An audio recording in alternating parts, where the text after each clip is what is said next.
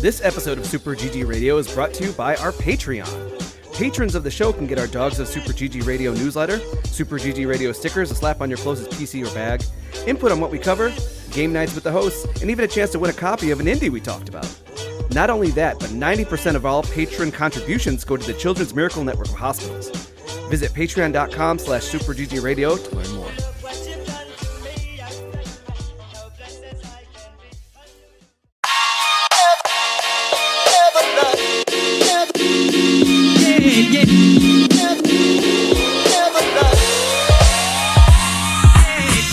What's good, Internet, and welcome to session 287 of Super GG Radio, where friends chat about video games and all things adjacent.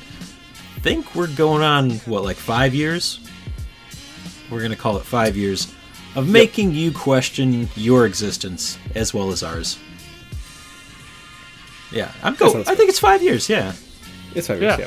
No. It's the anniversary is pretty much now, yes. Okay. Longer than some people's I thought been we were married. approaching it.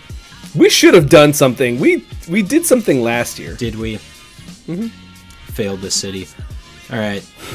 This weird crew would like a moment of your time to talk about what is an Xbox. What is an Xbox? Is this an Xbox? What isn't? Like I said, Jesus is an Xbox. Is this Steam Deck an Xbox? Yes. That was very patently shown in the commercial. All right. I am your host in Human Trash, Eric Getty Gettinger. With me, as always, is a meat popsicle, Alex Arona. I like that reference because that is the best Bruce Willis movie. And Joel is absolutely incorrect in thinking that it's just a fine movie. No, it is one of the best. And he's not here to defend himself. Yeah, It's good. one of my He's favorites. wrong. Gary Oldman has not done a lot wrong. I can't defend Tiptoes. I was going to say Tippy Toes is the only one I would question. I can't defend that, but I will say Fifth Element is a fantastic movie. Yeah, but now we're going back to Fifth Element and saying that Gary Oldman was playing Elon Musk. You know what? That just makes sense. Kinda was, yeah. Yeah. Mm-hmm. He's not wrong. Yep. I'm into it. All right. Next up is a man who's not afraid to show some skin for his paycheck. Philip Nip-Nop Arona. This was originally written for Joel, but thanks for stepping in, Phil. Hey, my pleasure. I just quit my day job, so I'm going back to dancing. Alex, you want to go back to being my manager? Because I need money. You know, you've told me that many times, and each time I go, shoot, man, me too. That's how we get into business. But you could get the money, and then you can get your khakis. Yep. No, first you get the money, then you get the power, and then you get the women. But at some point, you have to get the khakis. Yeah, the khakis help. Khakis is part of the equation. It's so dumb, too. All of this is dumb. Women will not talk to you if you're not wearing khaki pants. But cargo khakis? Mm-hmm. Then they'll really run away. Or run towards you. I don't know. I think I could name a couple of examples. Anyway. Lastly, we're joined by legendary hero Alec Parks. I keep trying to avoid the call of destiny, but it's more insistent than people calling about my car's extended warranty. I actually have not gotten a call for my extended warranty recently. Oh, I've gotten a couple. Well, not recently, but I've gotten it a couple times in the last couple of years. I was expecting a Call of Duty reference there. Good job.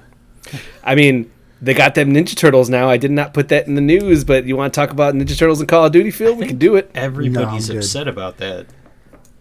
This is news to me. I had no idea it was a thing. Call of Duty has become... everyone's gone the Fortnite way now, so you get things like the Godzillas and the Hellsings from animes and all that stuff, and Hellboys and Call of Duty now. It's weird. From the animes. Oh... All right, guys. This week we explore the depths of the internet, enjoy some light verbal abuse from a coworker, eat some street meat, explore a house, figure out why you would fire people who work on an ongoing service game, then spin some slots. All of that this week on Super GG Radio. So that's where we end the episode, right? Previously on Super We just GD cut a promo. Radio. That's the promo? That's Yep. awful. Joel, fix this in post. Make it entertaining. Go. Add some sound effects here. Explosion. All right. Let's mosey on over to early adopters. Early adopters, where we play alphas, betas, and games about the anxiety that I feel. I feel personally victimized this week by the game choice of a week in the life of an asocial giraffe. Alex, why would you do this? Because the giraffe was just Getty. It was like, oh man, this is just Getty all the time. Non-stop. It's like, oh, you don't want to answer the phone. You don't want to answer the... I've come to your house once and you didn't even, like, you literally opened the, like, looked out the window and then just, like, left. This is a point and click adventure in like a storybook art style where you play as a giraffe with extreme social anxiety, and he is living in it's like the happiest or the friendliest city. Yeah, friendly city. Everybody is very, from what you can tell in this demo, everybody is very social and they're very excitable, and the giraffe gets in his own head, and if you preemptively select a social interaction, he will shut down and have a complete panic attack in his brain, and then it enters like a restart or... you just it's a fail state, but he just gets, like, for me it was just like too much and getting frustrated because I don't even always I don't necessarily equate this to anxiety, but sometimes I go to the store and I'm just not in the mood to talk to anybody. This was introversion to the extreme. He was going out of his way, making stuff way overcomplicated, had contraptions to try to avoid contact with people. So they are little bite-sized puzzles where, say, go to the grocery store and get a can of matcha tea, and you find 2 cans, one of strawberry, one of matcha. If you put it in front of this sign that says everybody wants it, there's a person like giving out free samples for the strawberry on the left and matcha on the right. And you could put the can on the sign and whole crowds will get in front of them. But if the crowds aren't in front of those people, the sample people will talk to you, which fails you. So you had to find a way around how to block the right people to get to the self-checkout. And of course it's also funny because, like, again, the giraffe's kind of this big curmudgeon. So he's like, I got the tea. I didn't even feel like drinking it or something like really. No, he forgot. He didn't get a straw. Didn't get a straw. Yeah, Not get a straw, going so. back to get one. His tiny hands couldn't reach his face. Mm-hmm. But just the slow, like, I'm not going back to get one. It's just like, oh, you just really accepted, like, it's way too much effort for you. He's just trying to do regular, everyday stuff. The first challenge that you have to overcome is ride the elevator. So when you click the elevator button and it stops and there's a guy on it, it's like, I guess I'll try and get in. And that's when you first get the, oh no, this isn't going to work. Like, he goes through this whole process in his head, like, this guy's really excited to meet a giraffe. And he's got all of these things that he thinks the person in the elevator is going to say to him. It is And then your head wild. explodes. And then, like, the one that you have to take, there's one that you have to take a photo, like a professional photo. So, but you're just like trying to do everything you can. So you're like putting up cardboard in front of your face and like to avoid the guy from coming. It's a whole ordeal. But the end is you just have to answer the door. And I'm like, and my whole time I kept thinking, I'm like, I don't know if this is like a social anxiety. He's just having a rough day and he just wants to avoid people for like 30 seconds. And I get that one. That I feel in my soul some days I'm just in a bad mood. But I was like, all right. And then Getty's like, oh, I think it's really social anxiety. And I'm like, is it? And the last one, it's like, answer the door. And he has a whole mechanism that pulls out a puppet giraffe. And he has to press buttons to make it talk and like take the letter. I was like, okay. Pulley system rigged up. He's done some forethought for a long time on how to avoid people, because this is an advanced machine that he's crafted. That's what I'm saying. It's extreme introverts. That's what this is. He's an extreme introvert. Getty, have you thought about this? Creating this kind of Alex, rule? you know that I don't even answer my human phone when I'm at work.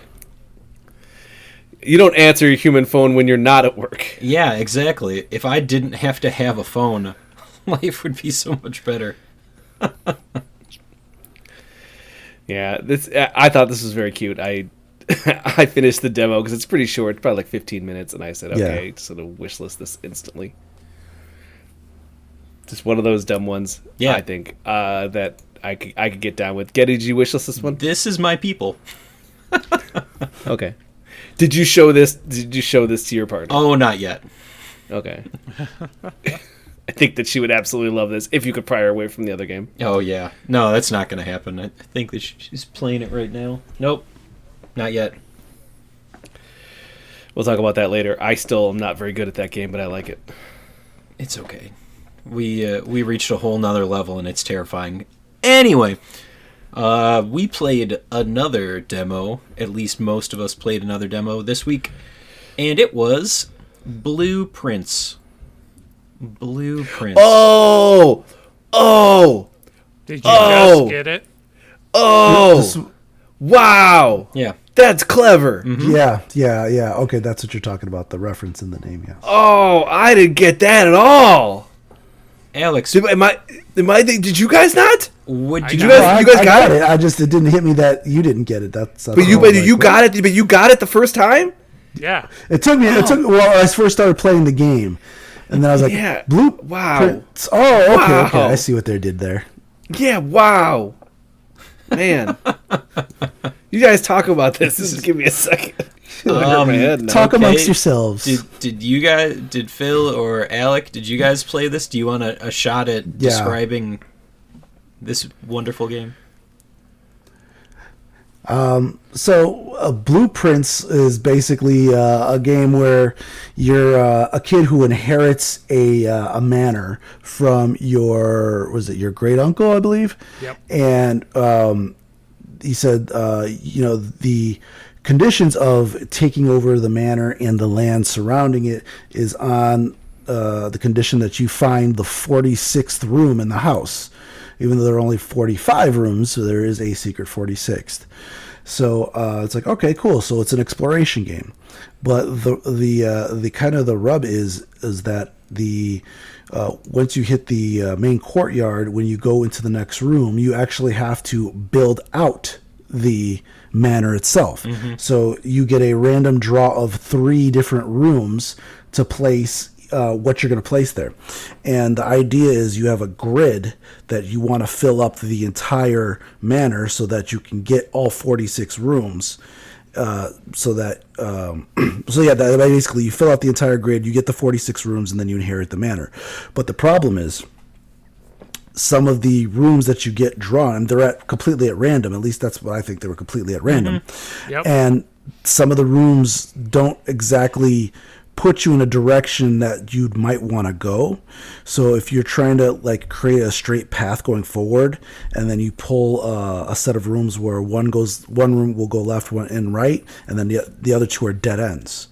So it's like, okay, if I'm going to continue, I'm going to have to put this one with the T square that's kind of like a hallway, and then try to go left. And when you open the next door, it's like, okay, what choices do I have? It gives you a blueprint of how you're going to build out, hence blueprints, of how you're going to build out the mansion. And a lot of the times you run into, this is the fuse box room. It's like, okay, but there's no other exits, and I wanted to go this way. So you have to try to backtrack. And backtracking, the whole idea is you also have a limited amount of steps. Right. And if you run out of steps, then you have to move on to the next day.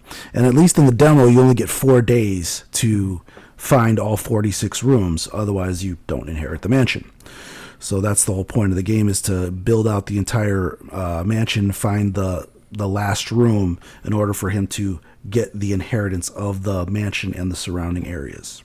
Yeah, and there's a lot more curveballs that they throw at you. Like anything that you find in the manor, you can't take it with you from day to day. So if you find coins or gems or keys, and then at one point I even found a store where I was able to buy a couple of items, it doesn't carry over to the next day.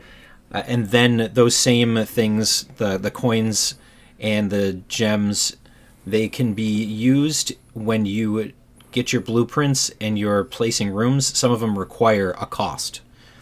Yeah, they'll say like this costs 3 gems or 2 coins, and that's the one thing though, was that I was a little bit, I wasn't confused, but I was just like a little bit like, okay, that's kind of annoying, was the fact that like they gave you multiple currencies.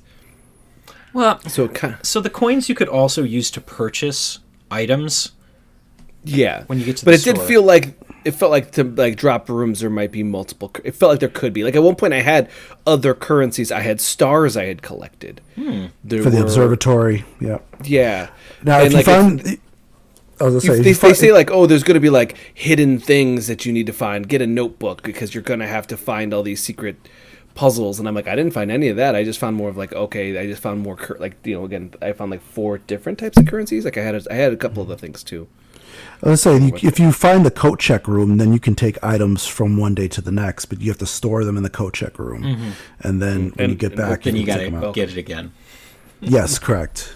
Okay, but that's interesting. Alex, to that where it said that you needed a notebook, if you were reading through some of the notes, and at one point I was able to get a magnifying glass, I could not figure out what I was looking to do with the magnifying glass, but it let me zoom in on some of the interactables in the environment. So I think that there is more hidden in there, and you really have to go through it with a fine-toothed comb. Because I definitely found a photo, but I just didn't know what I was supposed to do with this photo. And your character just goes, and puts it down. And I was like, I don't know what that is for. And so there's probably something there. Yeah. Not only do you have to find the 46th room, but you have to prove that you have.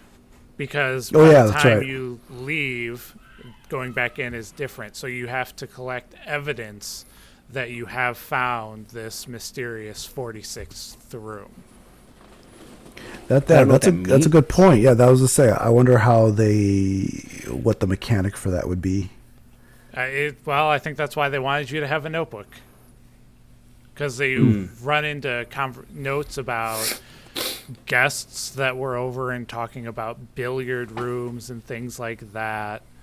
Yeah. Oh, you ran into guests, or you think notes? Oh, there were notes. No, he's talking about some of the hints and stuff. So it would really behoove you to sit down and, anything that really pops out or you think that might be relevant, that you keep track of it, because there were a lot of pieces of information, and I don't know how it'll change between the demo and the full version of this game, but I'm sure that there are breadcrumbs in those notes that are that'll teach you how to get to the 46th room. I would not be surprised if there were hints in there that told you how to get certain blueprints to the other areas. At one point, I'm sure that you guys had similar play as I did, but just the variation in the rooms, and then I found a key at one point that allowed me to open a door that would take me to Secret Garden. Nice. Which was not one of the blueprints. It was just, I went to a locked door and it was like, would you like to use this key? And I was like, yeah, I'll try it. And I found that around room, once you have like 15 or 16 rooms, the doors start requiring keys, because they didn't. And then it's like, okay, there's no other place to get keys. I guess I'm stuck. I had like 3 at one point. What I also found interesting was a sledgehammer. Ooh, cool. I did find one puzzle room, and I thought that was pretty cool, where it was 3 different chests, and they said things on it, and I had to like figure out the like riddle, and that was pretty cool.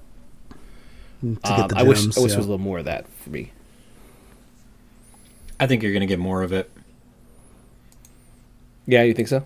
I think that this was just a taste. I don't know if it was even achievable to reach the end. It really felt like what you were able to unlock during the playthrough was very limited.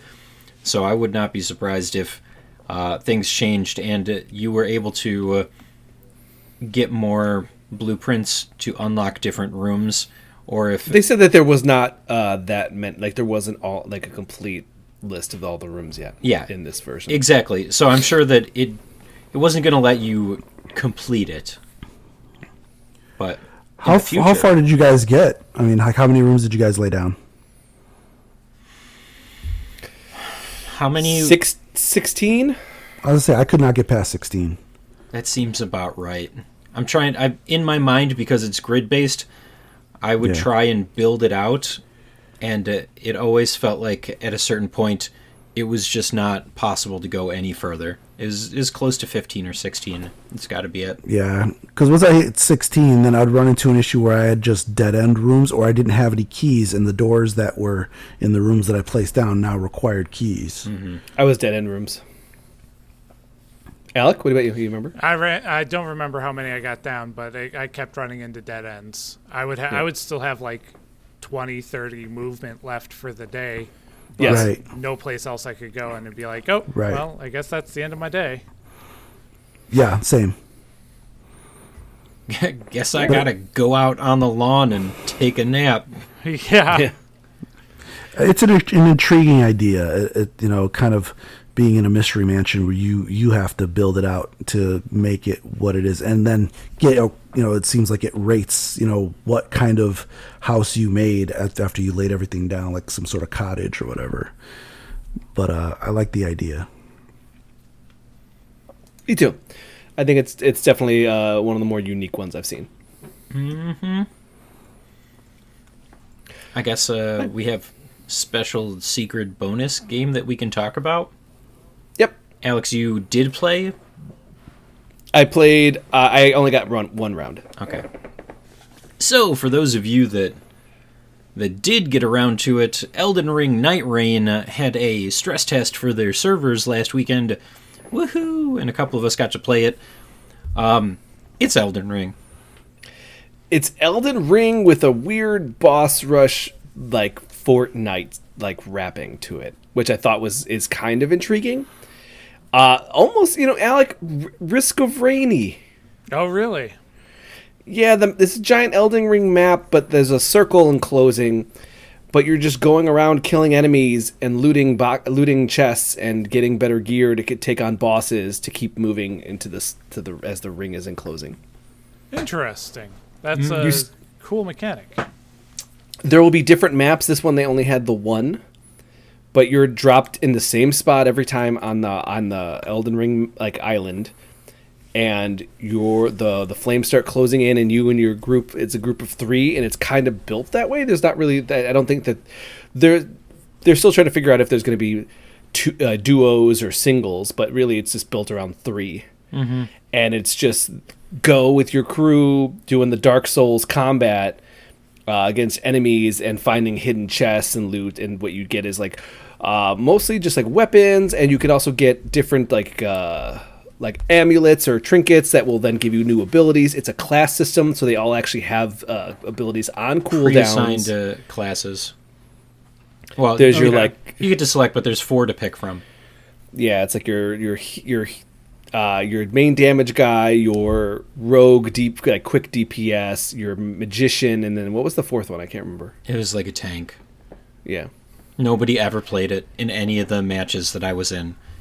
Nobody ever took the tank. It was always the rogue, the caster, and then the regular sword DPS guy. Yeah, strength build. Yeah. And then you're just running around. You find hidden chests. You'll find hidden monsters, hidden little mini bosses and whatnot, all for more loot. You can level up at bonfires, and the level up will give you just a general stat boost. You don't get to pick stats. Yeah. Interesting. So you get your what were they in Elden Ring? They were not souls, but they were. Oh, it's gonna bother me. I'll have to check it later, but yeah, whatever you get for killing things, and then you can pay at the bonfire, and usually it's just a couple of levels that you can get, and runes. It feels a little bit better once you start to get it. Right off the bat when you get dropped in, I watched people just try and go hard at it, and then die. Hey, look at me, I'm good at Elden Ring. And then 2 seconds later, no. you still get a limited number of flasks to heal. And unfortunately, with the casters, there's no way to recover right off the bat your mana, from what I could tell. So it really made it difficult to try and play that class. Because then what about bonfires? That would do it. Yes. Okay. Yeah. So there's different bonfires you could find around the maps. Yeah, and some of the trees, but a lot of the encounters that we had, people would just like run in and aggro as many things as they could. And if you're a caster, that's not really great for being alive. So I definitely see that you have to have a dedicated crew, and people should just generally... I know this is a stress test and people are trying to test it out and have some fun with it. I didn't end up getting to complete day one because I kept getting dropped into these groups with people that would just like get lost, and then they would walk into the fire, or they would book it to the other side and not wait for anybody else, and then everybody else would be caught in the fire. So, I mean, I could definitely see playing this with a dedicated crew, but that means Joel would have to play, and I don't think he will. There was a new, what was it called? There was, I can't remember what it was, but it used to be like a 2D pixel art Zelda, the first game. Then it was like a 3D game, and now they made it just like Risk of Rain, where it's like 3 people go out into the world and kill enemies and bosses and stuff like that. I can't remember what the series is, but the new one is just like that. And it kind of reminds me of this, where I'm like, oh, cool, this is just like a third-person, cel-shaded shooter kind of game that reminds me of like Risk of Rain 2. And then now this is Elden Ring, Risk of Rain. I'm like, that can be fun as like a hangout with your bros, right? On a Wednesday, you're like, oh, you guys want to hop into Elden Ring Dark Reign or whatever, and you guys want to run a couple bosses and see where we get, what loot we get. And it is kind of... Like, I keep comparing it to other games because it does so many weird things. Like, the Division. Do you remember the Division getting? I sure do. I remember when you open, like, a chest and, like, just loot pops out. Yeah. With, like, the different colors. And this does that, where you, like, open a chest and it's like boom, boom, boom, boom for everybody to pick up. So like Survivor? It's the Vampire Survivor? Oh, no, it actually pops out of the chest and just lands, and it's all got the highlight to it. Yeah. Oh, okay. But yeah, it's just so interesting how it all works. Because it's FromSoft has never done something like this before, and to kind of take their inspirations from all the other online like kind of games, the live service games. The one thing is that this can't be $70. It's not. It's $40.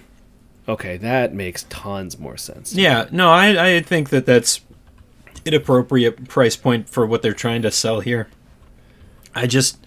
You should be able to, and I know that they're probably not going to do this, and very few games have done it, but you should be able to purchase a copy and then purchase 2 additional copies at a discounted rate so that you can give them to your friends and subject them to this.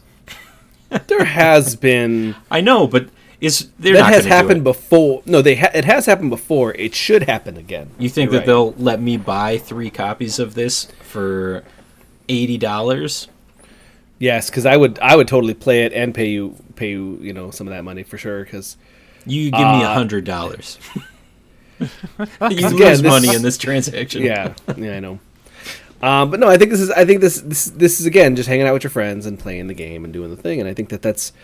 I like those games.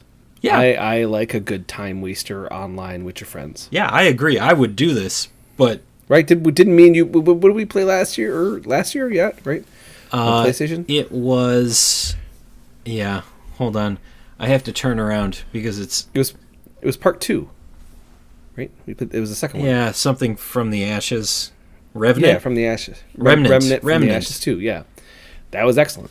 That was super fun. I mean, you beat it. I didn't beat it, but it's still like I hung out with you and just went like, hey, what's going on at work? Hanging out? You good? Cool. Yeah, no. Oh God, we got to shoot this guy. That's what it would be like, and I think that after a while you would get the hang of it, and everybody would be able to understand their roles and really play the characters. The randomization from the loot drops would make it more interesting. It could definitely be fun. Was it the most fun doing it during the stress test? I would say, it was fine.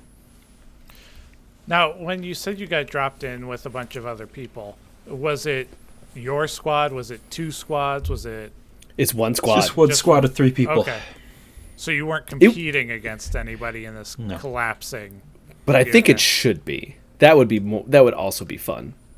I don't know that I would enjoy. I think that would be the breaking point for me. Okay. So then just PvE. Got it. Okay. I'm into PvE as well. Just yeah. Okay. I can get behind it as that. All right. Elden Ring Nightreign. It's coming out soon. Maybe go buy it. Like in a month, I think, or something. It's pretty soon. I thought that it said April or May. There's May only 29th. Oh, May. Okay, so 2 months? 2 months? 3 months? 3. 3 months, okay. You gotta take some of that brain juice, see if it helps. I got the case right here. You taking that brain juice? Not yet. Oh, how many we gotta drink? 5? 7, sir. In a row? Yep. Nice. All right. Let's quickly take a break so that I can finish that joke not here.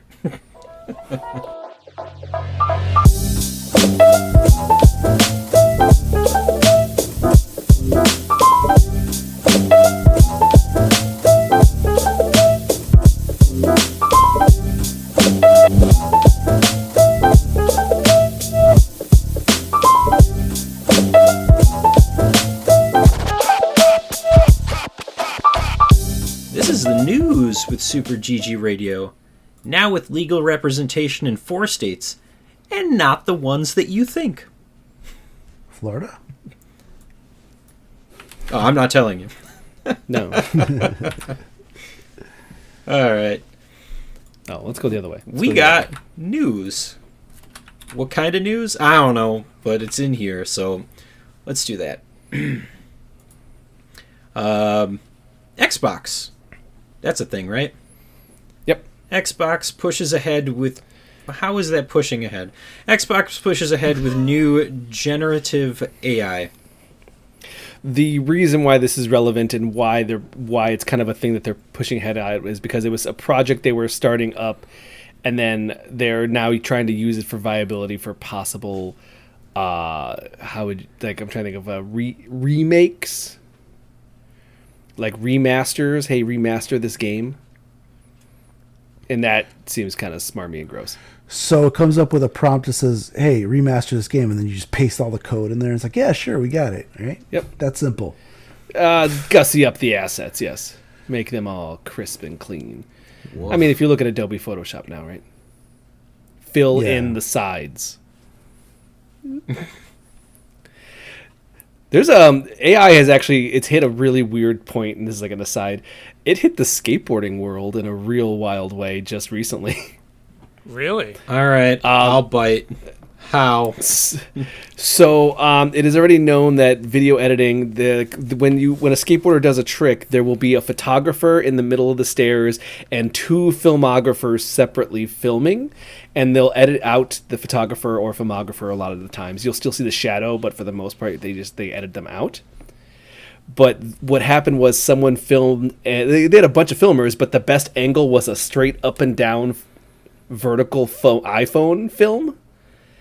And so they used generative AI to fill it out so it was a full, like the full widescreen.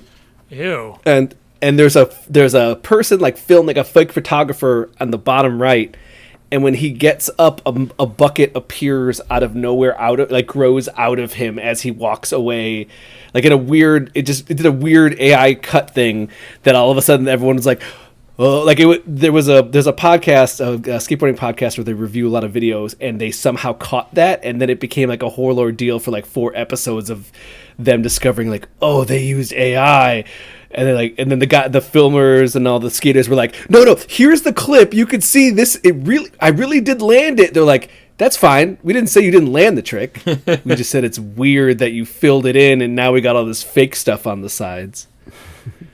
AI. Just when you thought everything was back to normal, robots. Yep. I mean, I guess as long as you say please and thank you. Yeah.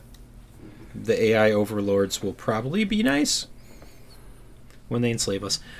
Otherwise, fun news for Marvel Rivals this week, or not fun news. I guess it depends on how you look at it. First piece of Marvel Rivals new is NetEase cuts Marvel Rivals Seattle studio. They gone. And this is a game that is seemingly doing very well. I think that if you go on Steam right now, you can see how many people are actively playing it. They said like $1 billion.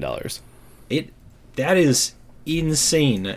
And the decision was just to cut these people loose. Well, okay. Well, that seems to be the style of the time, I guess. I don't know. No, so this was like the support. Like, we're just kind of maintaining some servers. We're also like doing some like map, like some map detailing. Like it was more of a support side stuff, and they just wanted to bring that in-house. In considering NetEase and the developer for Marvel Rivals is in China. They kind of did it. They had the studio in the first place for tax purposes. And now they're kind of saying like, oh, like they weren't really doing a whole lot for us, and we just find it's just better to have them back at home. So there's no reason to kind of have this little support studio out there. So it's kind of understandable, but still not amazing. It's been a whole real, like, people are really like not sure how to feel about it. I mean, I don't know how to feel about it either. Yeah. Bad. So Seems that was that. Kind of smarmy. Is the answer bad? It's more like the fact that it's just that the reason why people are unsure how to feel about it is because like it does seem like legit, like, oh, if that studio's not really doing that much and they're not being used for anything, and also any company that may want to try to like bring things back home because that's not really helping their cause, right? Then it's like, well, yeah, I guess that makes sense. I don't know. Nobody knows. That's okay. Yep.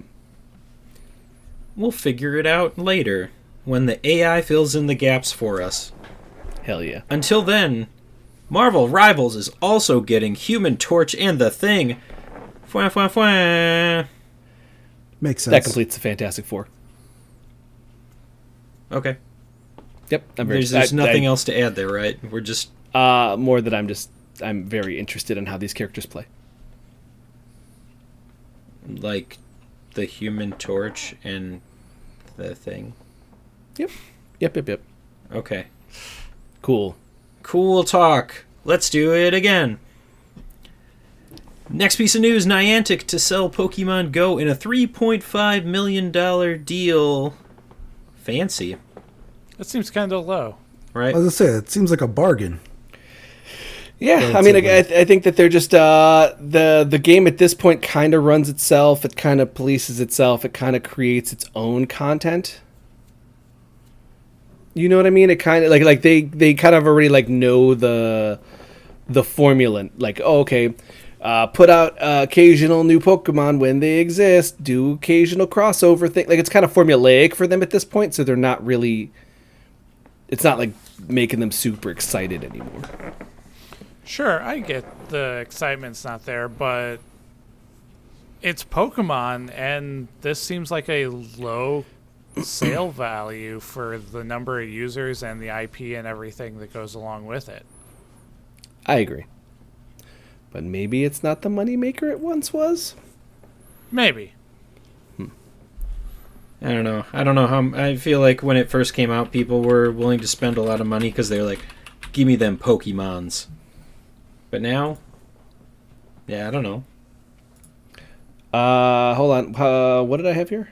I don't know. What do you have there? Oh, that number's wrong. Oh, it's a B. It's a B. Oh, that seems all right. That makes more sense. There we go. Okay, Elon. Yep. Well, hold on a with second. A B. It's a billion with a B. Can we just take a second to thank Alex for doing the news, and then take another second to say, man, are you clowning us on purpose? No, I read the news article and then I wrote it, and those letters are three letters. They're three letters like next to each other. Alex, we are breaking. Could have this equally news. said nillion, and I would have been confused. We We're going are to the sell ones breaking this Pokemon. news. You didn't get this from another news outlet. We have connections. I'm not breaking this news. We have connections. We are the news. Gonna sell the Pokemon for $3.5 million. That's low. That's not that much money. $50 Fulfillion. Yeah, we can move on. Tony Hawk Pro Skater Remaster under development. Leak from Pro Skater Tyshawn Jordan. No, that's also wrong. Oh my god. No, hold on. Killing us. Hold What? on. No, hold on. Right here. Let's just fix this real quick. What? There's two people. There is two people. I watch pro skateboarding. Alex, you just read it. You read it. I can't. Hold on. Double check to make sure it's This right. new segment is taking a left turn. No. Okay, so it's Tyshawn Jones. Okay. Yes. Yes.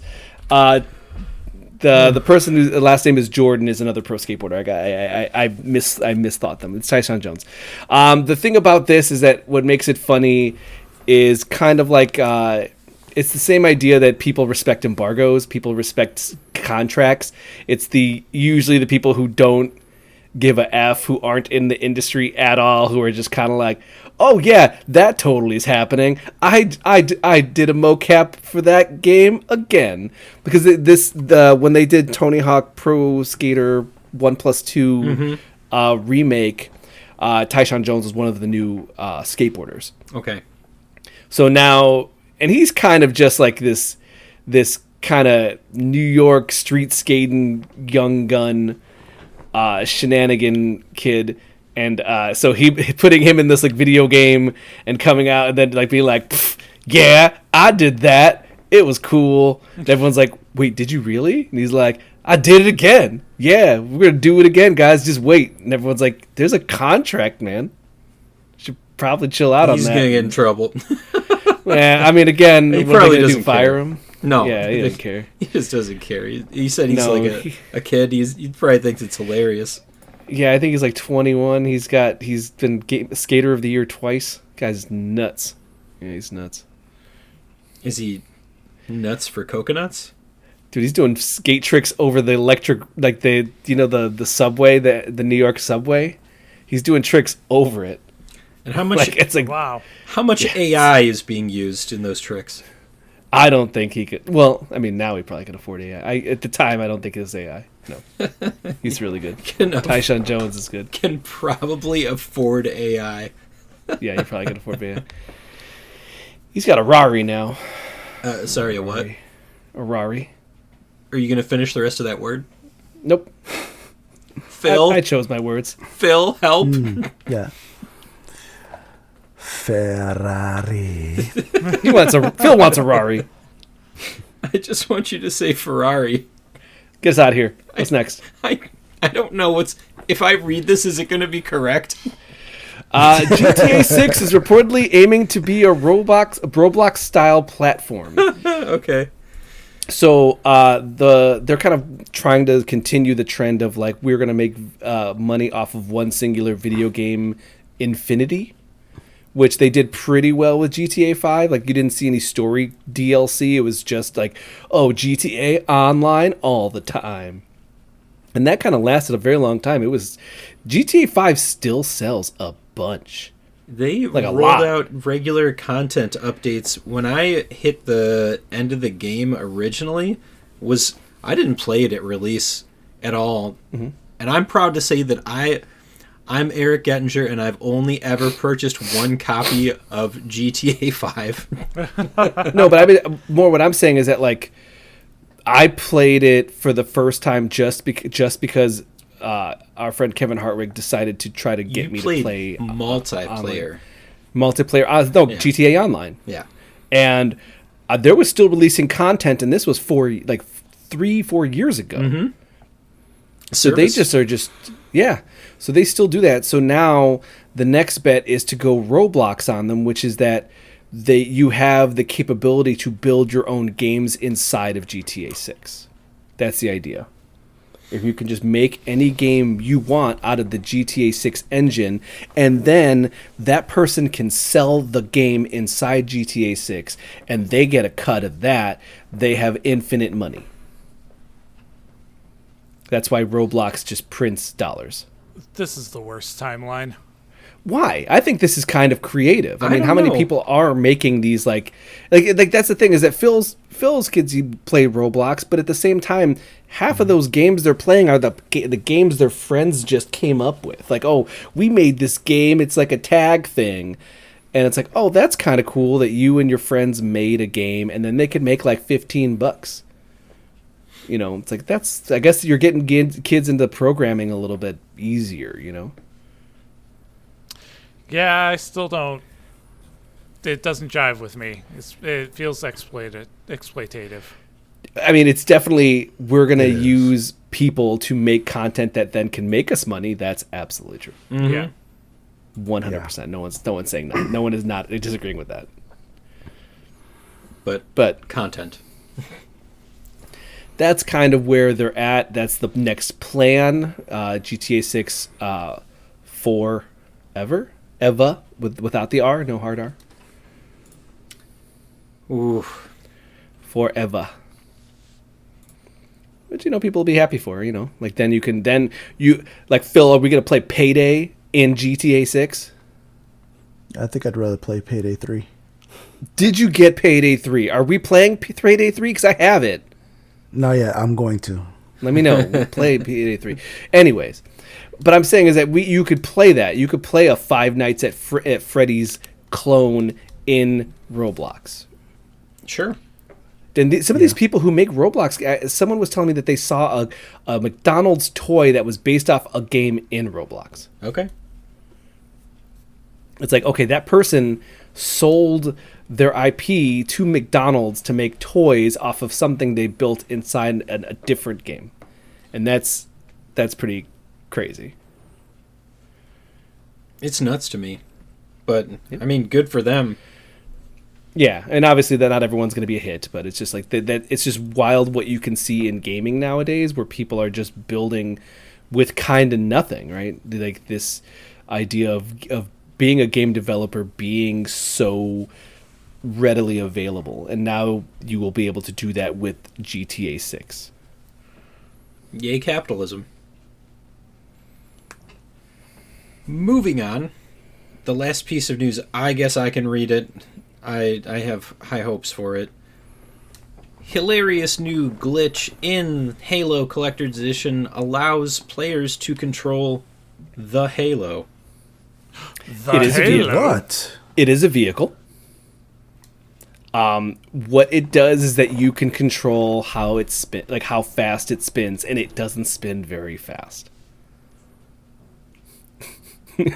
So people found a way that when you're in space on this very specific level in this spaceship, if you grenade yourself, you fall through the ship and you respawn in space, where you can quote unquote, it just says like control, and you will control the Halo ring, and then you can just go, I'm gonna go left, and it's just going just very slowly, and then go, I'm gonna go right. And you could just sit there and hold it. I'm like, it's a real dumb thing. I watched it for way too long. Watched this guy rotate the Halo very slowly, but I'm like, that's kind of cool. It'd be nice if we could build up momentum. Yeah. Or just take that thing on the highway. You know what I mean? Like, just like let's crash this thing, break the game. That's what I'm saying. Where are you gonna take shit? Yeah, where are you gonna take it? Where would you take the Halo ring? I'd take it to a drive-thru in McDonald's. Freebies. Nope. Okay. No. Freebies. Freebies. We got freebies this week. Just trying to move us along, Alex, not trying to stifle your creativity at all. I'm into it. Let's do it. All right, freebies for this week. Are you ready? I'm ready. Okay. Am I ready? All right. I could just go. World War Z Aftermath on the Epic Game Store. Y'all like Left 4 Dead? You want a more generic Left 4 Dead? World War Z Aftermath on the Epic Game Store. That's what the Epic Game Store is for. Garden Story on the Epic Game Store. A little like Golf Story and Soccer Story, but now Garden Story. A little slower, but also just more enjoyable. If you like yourself some Stardew Valley but want some RPG elements, more of the slow-paced quest solutions and whatnot, check out Garden Story. All right. Until the Last Plane 1942 on Steam. Phil, do you ever play any of those, like, what are those old arcade Neo Geo where it's just like a ship and you're just like moving left No, and right? you're properly thinking of the 1942-1943 series from the Nintendo arcade. That was it. Fun fact, that was actually one of our dad's favorite genres, was playing 1942 and 1943. Yep, and that's what this very much is. Until the Last Plane 1942. You're a 2D ship, plane, and you're just shooting missiles and firing at other planes. Pretty simple. Like that. All right. Race Room Racing Experience PC VR. Where is that? All PCs right now? Oh no, I'm sorry. It's Steam. Okay. And can be regular or VR. It's a premier free-to-play racing simulation on PC, home to official race series like DTM, WTCR, WTCC, and ADAC. Phil, these are a lot of letters.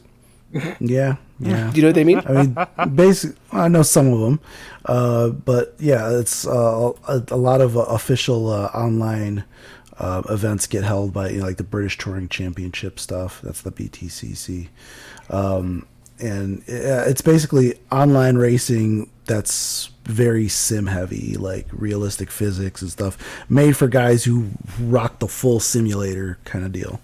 Okay. Race Room Racing Experience. Next up is Fall of the Stick Knights on Steam. You guys remember Stick Fight or Yes. Stick Game? Yeah, I do. Yeah. Okay. Well, now imagine that the bigger, a little bit more advanced levels and crazier giant weapons. Oh yeah, I see it. Yeah. This game looks absolutely wild. It should be on an Extra Life spreadsheet. I saw somebody that had a spear that was the size of half the level. I'm also seeing where part of the level will literally just crash down and try to murder you. And it's stick fight, stick game, all of those games in this crazy, gory mess, and I'm into it. Okay. Next one is Tribe 9 on Steam. Y'all like anime? Defy the madness, sometimes. brutal action RPG Tribe 9. Set in the nation of Neo-Tokyo, where it's always Neo-Tokyo, isn't it? Where absolute madness rules. Here teens face life-or-death battles, constantly resisting the harsh and unjust world, all in pursuit of reclaiming their lost freedom and dreams. Pixelated until you get to the RPG fights, then it's full 3D anime chaos. Get Downloading into now. it. There's Gundams. Yep. Yeah. Downloading now. Gundam. All right. Next one, Dying Sun on Steam. House of the Dying Sun. I apologize. No, wait. No, that's even wrong. Hold on. Let me find this. Let me find it. You're right. okay. I'm wrong. That's It's all the right. news And all that's over again. SUN. Dying Got it. Sun, Found like it. the one I was in the on- sky. I was on the wrong link. Dying Sun is a cozy surfing game in which you play as Harabi, a young nomad on the solar-powered sailboard, scorching for the mysterious causes of the extinction of the ancient and highly advanced civilization, with an S, not a Z. On her journey, she travels through grandiose landscapes where nature and technology meet. Can spell grandiose correctly, not civilization. Or is that a British color thing? It's a British thing. Okay. I'm learning something new today. Either way, this looks pretty fun and pretty simple, just exploring the world on your cool sand surfboard. I got one of those. Yep.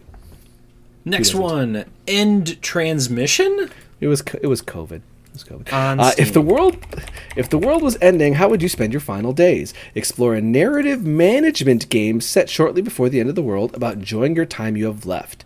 Play music, take calls, and help the town face the challenges of saying goodbye to those closest to them.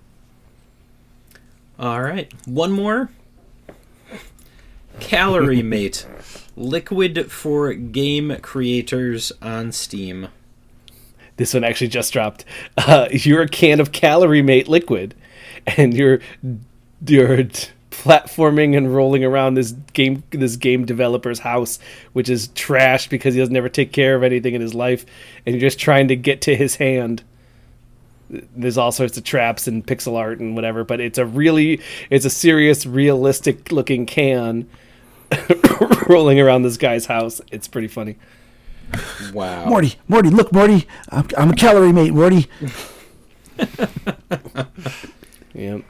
Somehow very relevant. All right. I think it's time for a break. Time for a break. What? Time for a break. Time for a break. Time for a break. Let's take a break.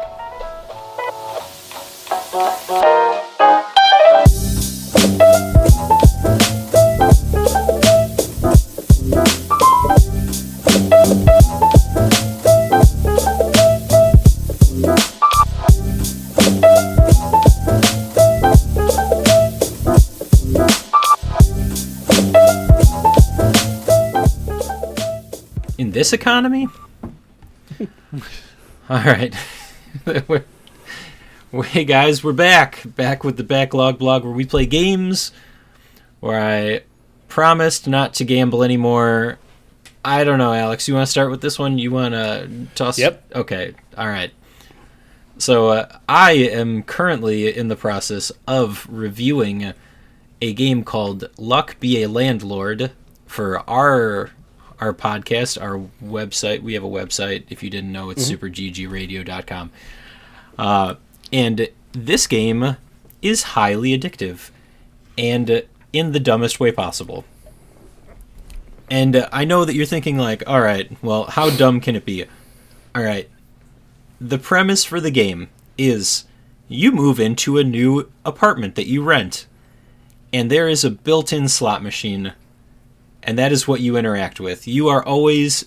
It's just the slot machine. That's all you see. But you get emails. You get emails from your landlord. And you get emails from the Communist Party that are your friends that are trying to help you fight against the capitalist landlord. Pig. So how it works. You need to spin the wheel 5 times in order to get... You're not spinning the wheel. You're cranking the crank. Well, you're cranking the crank, but the reels Cranking go that Soulja Boy. around, and each time that you spin, you get coins, and it's based on the face symbols that show up on your reels. When you Right, now let's be clear. when you start the game, there are only 5.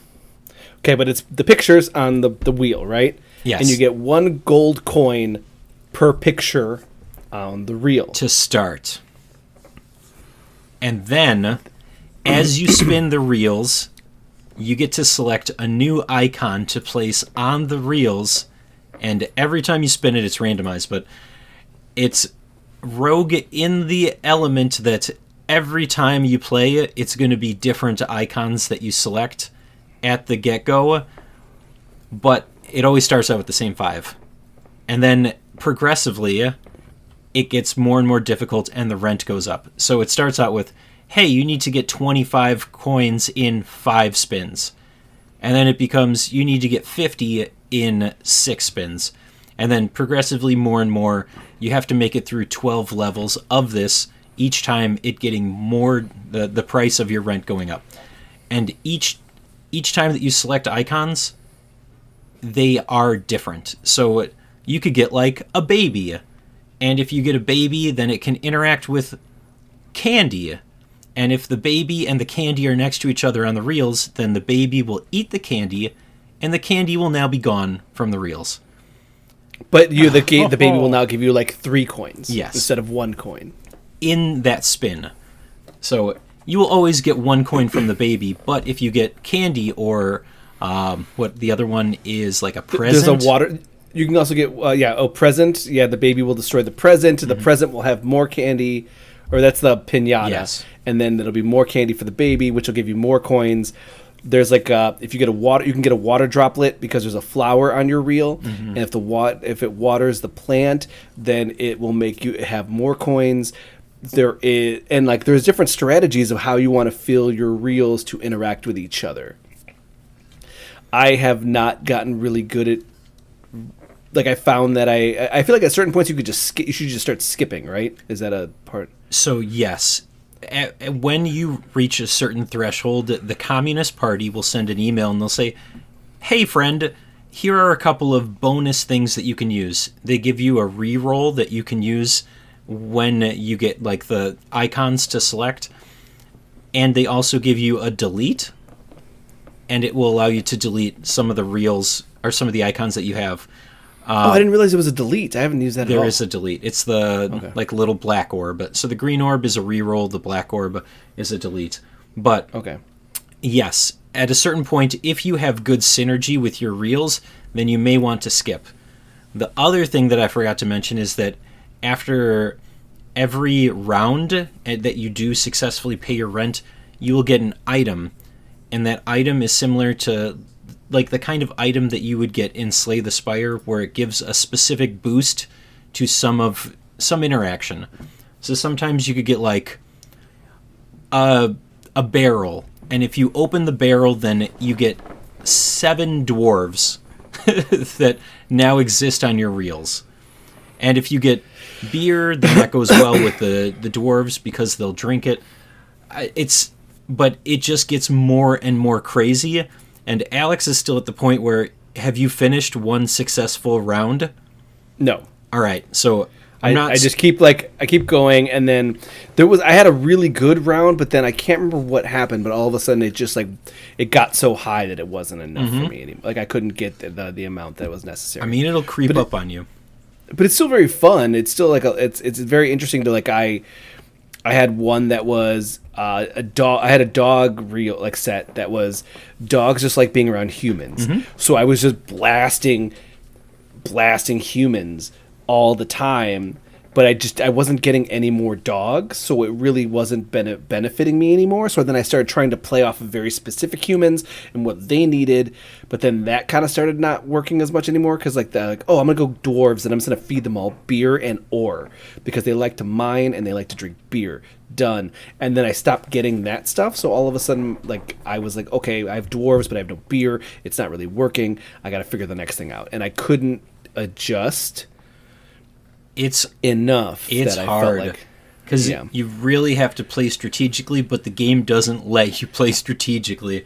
There's so much variation that can happen that you just kind of have to hope and pray. So I'm not spoiling anything, but when I was playing it, I was like, man, this is kind of tough.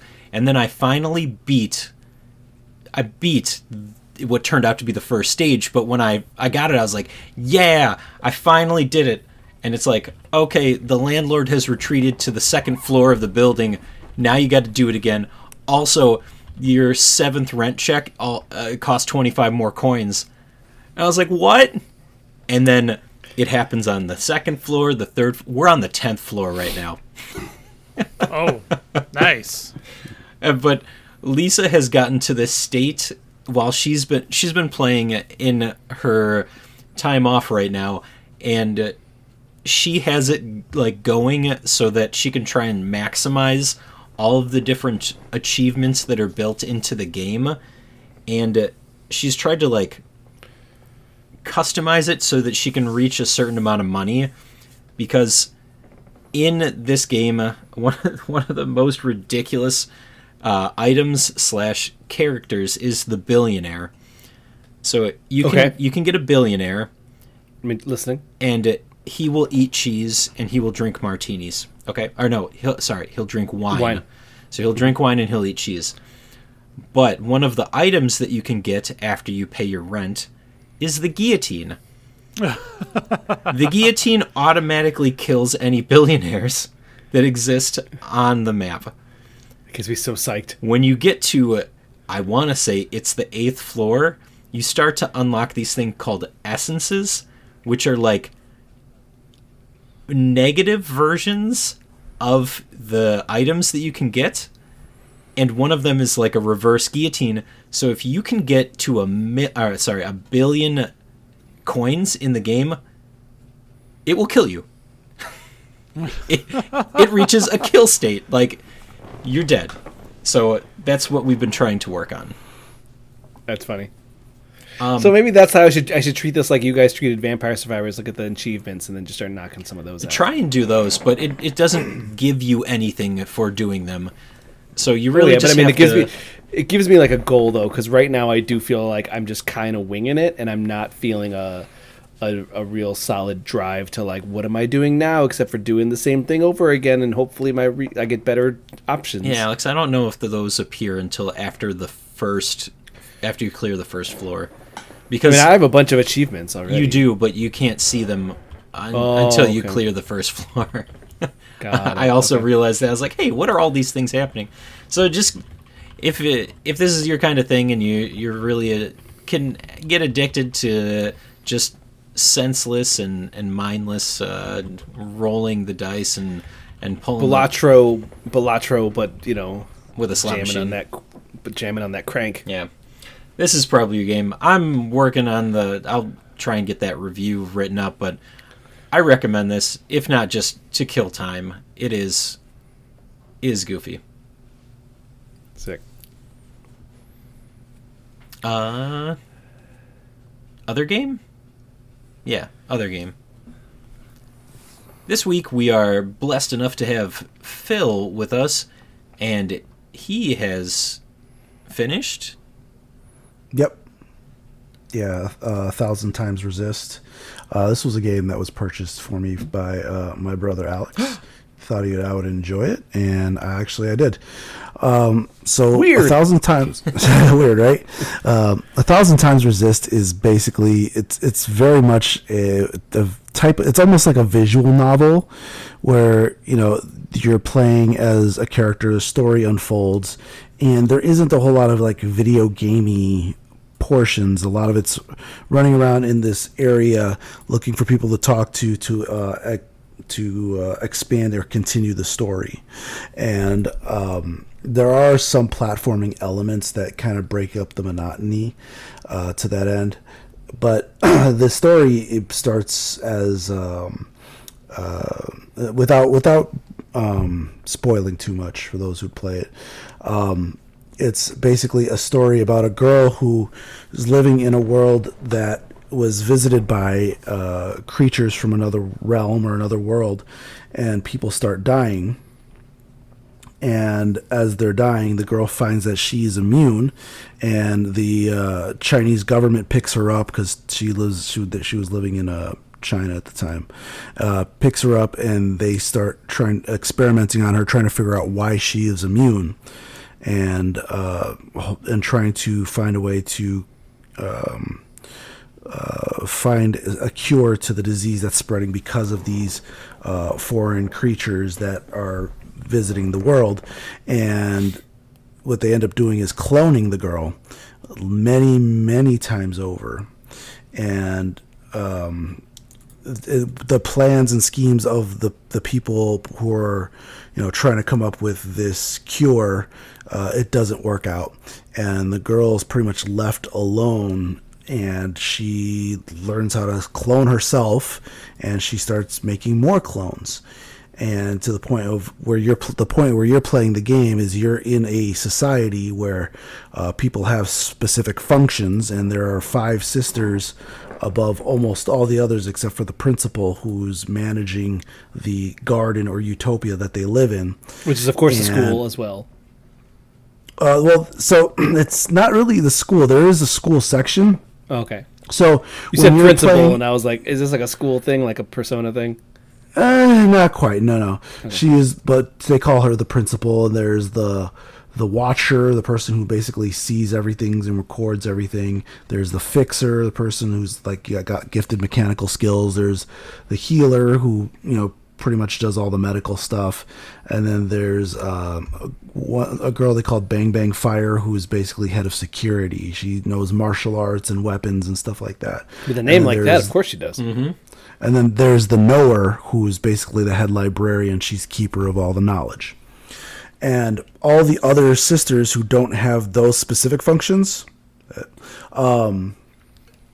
they're all like, learning those functions, because if one of them should die or gets called away to be with the All-Mother, another sister has to step in to take that function. So the way the game works is you're playing as a watcher, and you have these things called communions with other sisters, basically joining with them in a mental link, and you're seeing memories of the All-Mother. So this game does a lot of, gameplay in present, and then jumps back to memories of the All-Mother, or the girl who was the original person, which they made all these clones from. And then you piece together parts of the story of the All-Mother and what she went through. And there's a lot of pieces that are missing. And you see, like, she had a tumultuous relationship with her parents, and before she became the All-Mother, she was just a teenager who was very kind of apathetic and, kind of like, whatever, kind of girl. And then she gets thrust into this position where she basically is being experimented on. She gets fed up with the people who are trying to fix the world, and she has kind of a come to Jesus moment where she comes into contact with what they're calling the other worlders, or occupants. They call them occupants. Are they aliens? And, yeah, they're yeah. It's assumed that they're aliens, and they majorly hint at that later in the game. Okay. But the occupants commune with her. And she basically says, I wish all these people would just die. And so the occupant's like, all right, very well. And all the other humans besides her they just die. Whoa. So now the planet is hers, and now she's, going through the society, raising the society of her clones.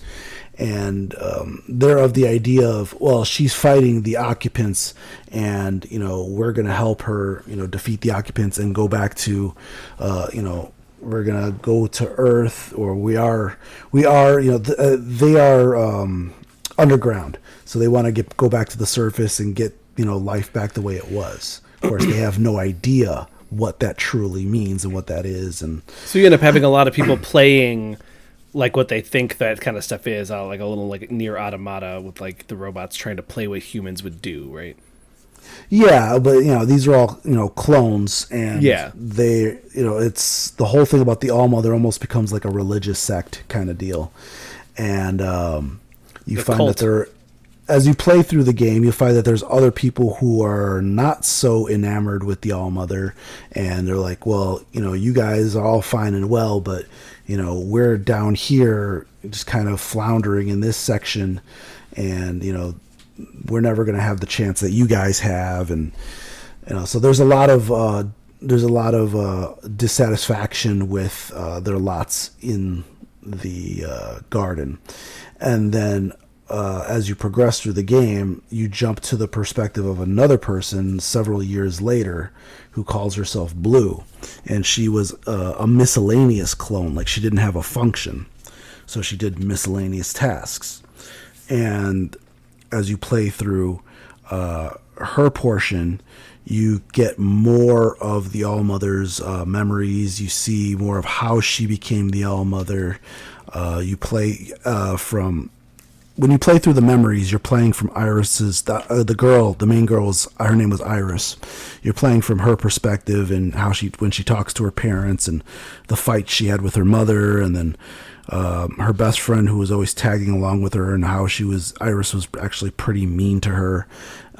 But, her friend still almost worshipped the ground she walked on, and it's, the clones kind of who see this stuff, are like, All-Mother wasn't really a nice person, and she seems to have a lot of secrets. So you're saying we then start to get like a revolt amongst the clone people? Yeah. So, the people who are, even the people who have functions have questions. They're questioning the All-Mother, and it becomes a kind of a loop of, well, the All-Mother isn't what she seems, so we're going to take over. And then they jump ahead a few years, and they have their own provisional government, and the same thing kind of happens where the principal is in charge, and everyone's just like, well, the principal's not doing a good job. We're going to revolt, and it becomes up to you as Blue later to break the cycle of being stuck in a world where somebody's holding on to bits of the past, and it really becomes kind of a psychological piece of sometimes you have to let go. You can't move forward if you are constantly holding on to the past kind of deal. Yeah, and it's also kind of it's funny how like you end up creating your own loop within. It's like just clones of yourself, right? Like they just like, oh wow, we're doing the same exact thing with a lot of the same problems. Yeah, and some of the clones who are in positions of power end up repeating the same mistakes that the All-Mother made, despite them trying not to do so. It's like they were predestined to be stuck in that loop, and kind of an Animal Farm somebody situation. Has to break it. Yeah, and it's very much so. And so as you go through the game, there are several dialogue choices that you can go through. Most of them don't really affect too much of the gameplay. The only thing that really affects the outcome is at the very end when you are forced to choose, what different factions or different aspects of the clones that you're going to take with you into the future.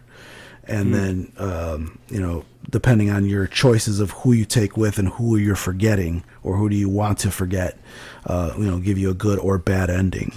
And there are, I think, 7, maybe 8 endings. I got most of them. There's like 1 or 2 I didn't get. But from what I'm seeing, it looks like there's just one good ending, and the rest are all, well, that was pretty crap. Kind of. You should feel bad for selecting this option, kind of thing. Yeah. Oh yeah, because one of the endings is like, all right, who are you going to take with you? He's like, okay, I'm going to take the Red Guard. I'm going to take this one girl who believed in constant revolution, and I'm going to take the people who are not satisfied with their lots in life and are always looking for more. Forget everybody else, and then next thing you know, it jumps to like, I don't know, maybe a week later, and you're in front of a firing squad, and they execute you.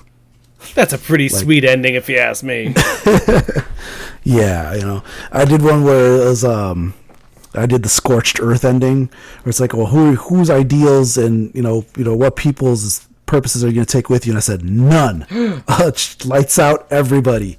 And then it cuts to a scene where everybody's just laying dead in the now powered down Eden. And it's like, that's it. It's ending. Scorched Earth.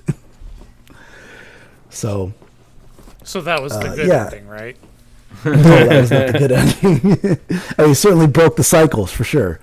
No, but I mean, the good endings, basically you want to get out of Eden, and once you get the good ending, you play through a pretty cool epilogue, kind of revisiting a lot of the characters and who they were, and it's very nostalgic. Like, I got to know these characters, and it's kind of sad to see, as you're revisiting what these characters were, you're visiting their grave spots, but it gives you hope because there was a future, and they, did escape. They did break the cycle.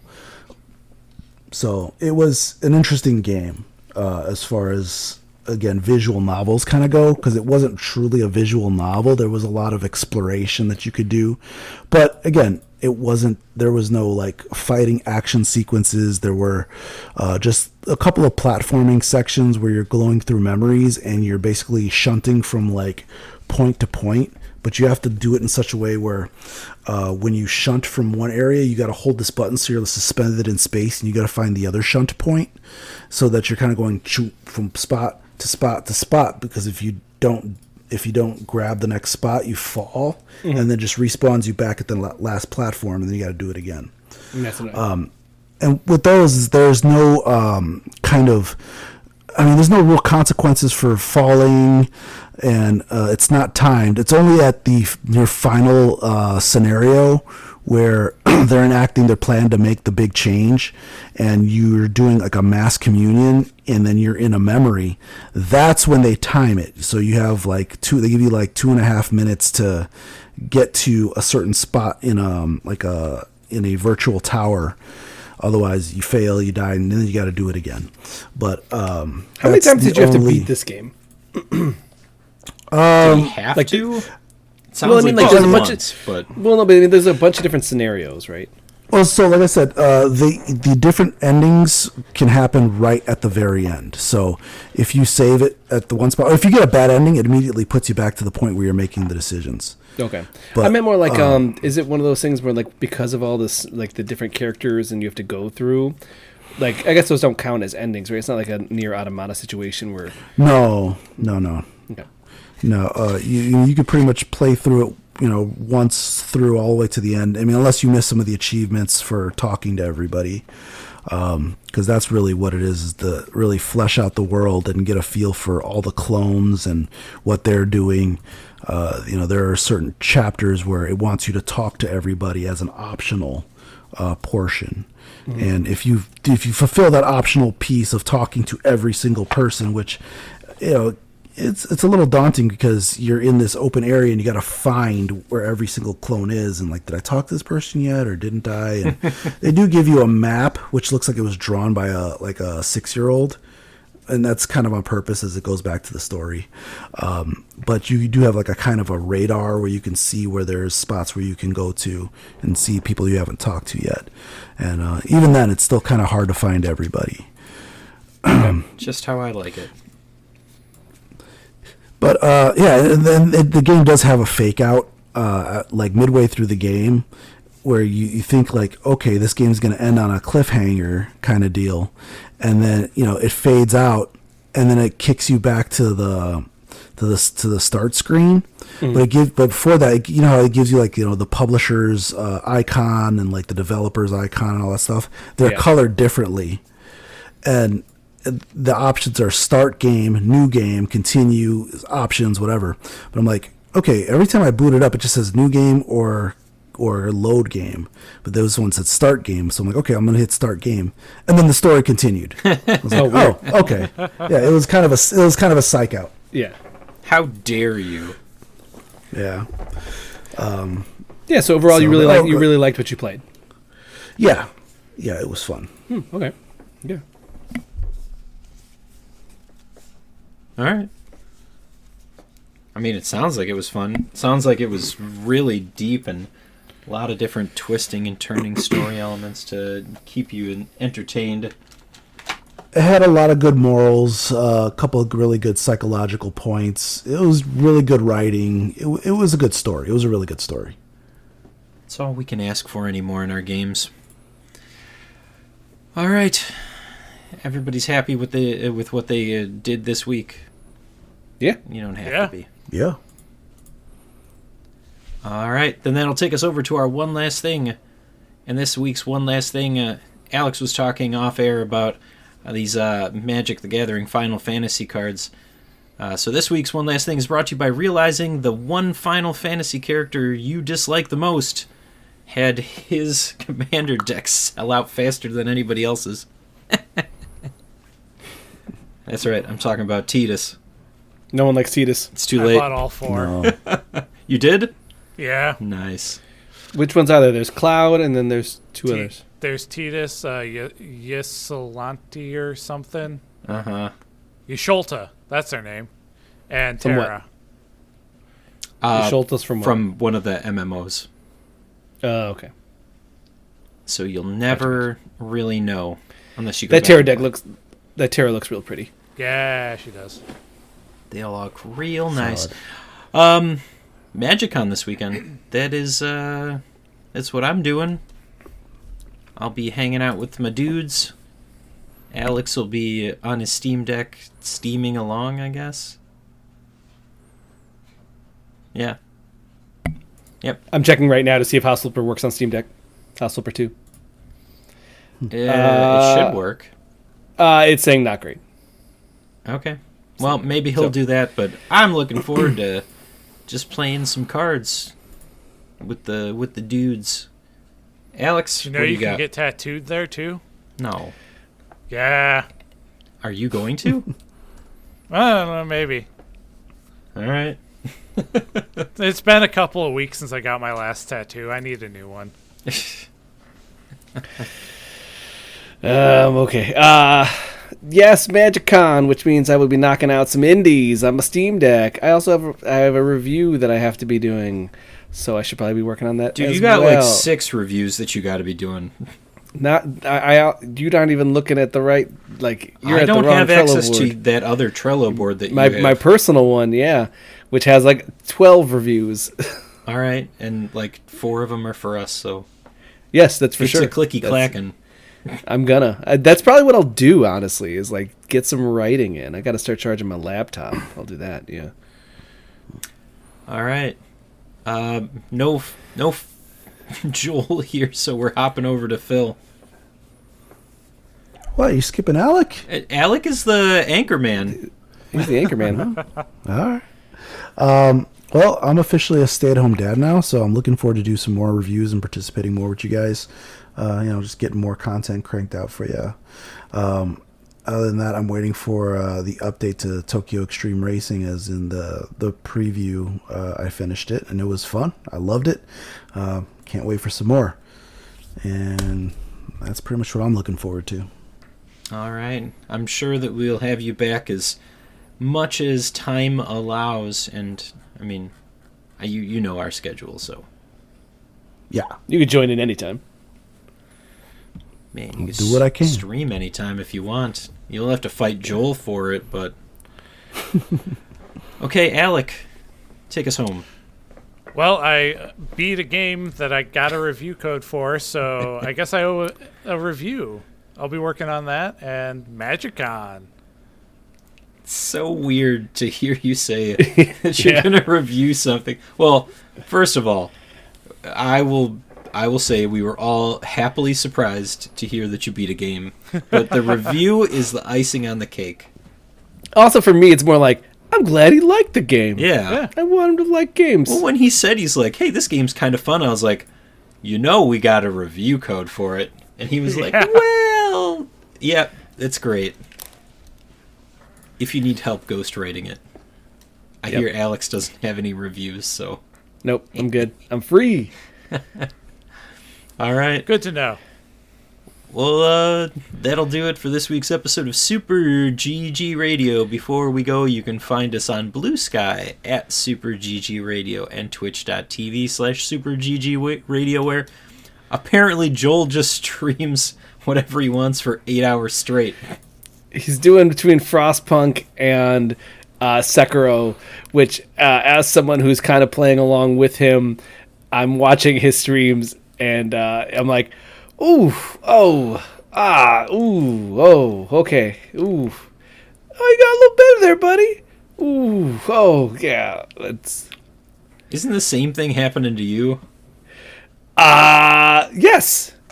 Or are you going to say not as bad? I'm not. Last episode, he said I'm trying to make him feel bad, so I'm not saying anything. So, Okay. yes, it does. It is also happening to me. Yes. Mm-hmm. That's what I thought. And then Thursdays we do podcasts, just like tonight, just like what we've been doing for the last hour and a half ish time. I still have a lot of fluctuations in my current schedule, so I still have a very coned up, mad at me pup. So I still am not great streaming yet. It's okay, no worries. We've got plenty of other humans to take on that role. Phil. Let's get them race streams up. We'll see. And you don't have to commit to anything. This is No, you don't. we are a very loosey-goosey podcast here. When Alex says that he's got to talk to people about stuff, they're all fictional people. None of this is real. All the points are made up. All right. That's also true. Yeah. If you'd like to reach us with questions or input, our email address is mail@superggradio.com, and provide us a review on iTunes or the podcast app of your choice. check out our Patreon, where you can get your monthly dog pictures. We can read your name off as an executive producer, free copies of Early Adopters, and you can even win a chance to play video games with us, the humans of Super GG Radio. Alex will play whatever you want. You want to tag team House Flipper 2 with me? He'll I'll do buy it. you a copy. He'll buy you a copy Yeah, let's to do this. play. All right. I'm three missions deep, baby. Like I had to like gauge it, where I'm like, I don't know if I could get back into House Flipper. The first one was so. Oh, this feels pretty good. Oh, this also feels pretty good. Okay, I'm back in. Touched you in all the right places. It did. In the heart, Alec. In the heart. Absolutely. I believe it's pronounced hearth. Genitals. No, nobody said anything about genitals. Unless we're talking about genital jousting, in which case... We can't talk about that one. That one got us in trouble at Twitch. Hey. It's a game. That's all we can say. All right. Oh, thanks for listening, and good game, Alex. GG, Getty. Good game, Phil. Good game. Good game, Alec. GG.